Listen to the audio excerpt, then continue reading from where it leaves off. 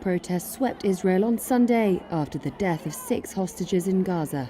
Protesters are increasingly frustrated over the failure of Israel's leadership to secure a ceasefire deal that would free captives in Gaza, who have now been held for nearly 11 months.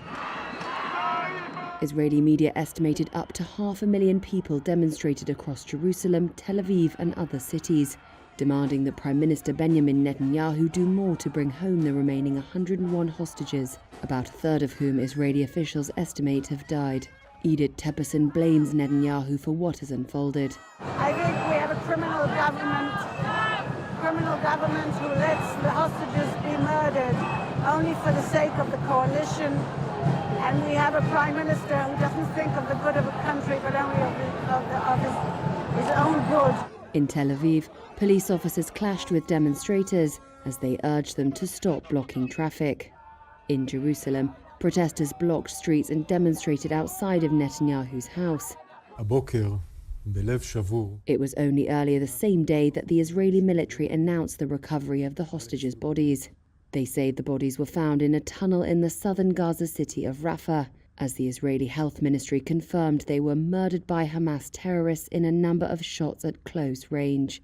By the end of Sunday, Labour leaders called for a one-day general strike on Monday. Netanyahu, who faces growing calls to end nearly 11 months of war, said Sunday that Israel would not rest until those responsible were caught, while Hamas officials blamed the Israeli government for the deaths because of its refusal to sign a ceasefire deal. Families of the deceased hostages criticized the government for delays in negotiations, while US President Joe Biden expressed his anger and vowed accountability for Hamas. Negotiations mediated by the US, Qatar and Egypt have not yet succeeded despite ongoing efforts.